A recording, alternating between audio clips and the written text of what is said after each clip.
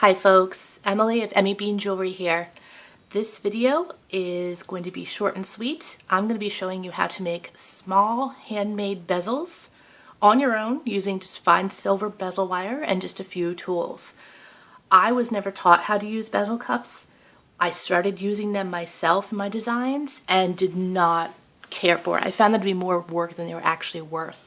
So I stuck to the way I was taught and kept on trucking away making bezels. So what you're going to need is your small cabochons of choice, your fine silver bezel wire, thickness of your choice, a few other tools.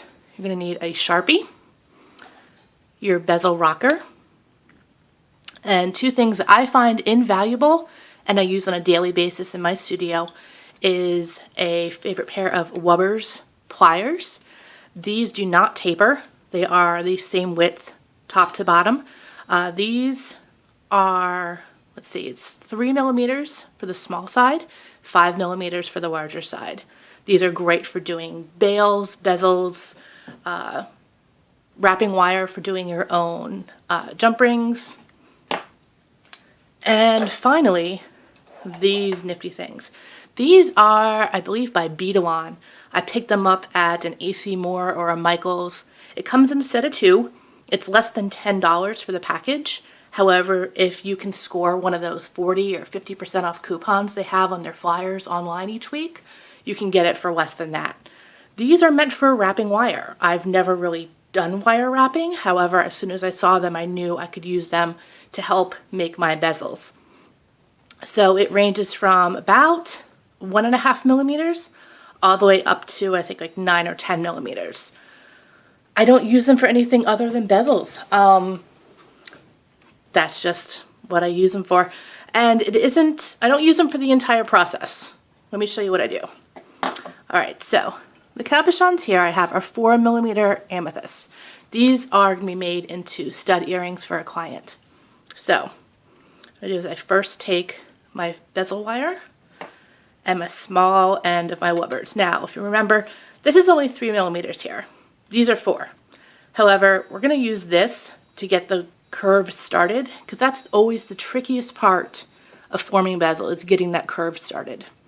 Just pinch it between, round it about halfway. There we go. From here, I know from experience that this section right here is about 4 millimeters. So I am going to, using my fingers, curl it around that section. If you need to use your bezel rocker to push it around, because your hand strength might not be so good, go ahead, use that. Use what you need to. All right, now that we have that curved, I'm going to test it. I'm going to pop it over that bezel, pop the bezel over the stone, sorry, and see, does it a good snug fit? You betcha. Really good snug fit there. Next, I'm going to take my Sharpie and mark it. I'm going to pop out the stone. Now, again, everyone does their thing their own way. I have a pair of scissors, just cheapies, that I use only for cutting bezel wire in my studio. Bezel wire is very thin, so I just go ahead and do it that way instead of using like a flat edge shear or anything. The scissors just do it for me. Now, I'm going to reform it using my bezel rocker on that section of this little mandrel here. I'm going to flip it, make sure I get a good and even. Pop back over my stone. And there we go. We have a fit. From here, flex it, solder it, pickle it, and you're ready to go to solder onto your back plate or any other piece that you need. One other tool that I do use occasionally is this little bezel mandrel. I got it from Rio Grande. It's okay, but because it's tapered, the sizes you got to know exactly what you need, as well as going in with your calipers and measuring. It's okay. I use it on occasion, but these right here, I use a lot more.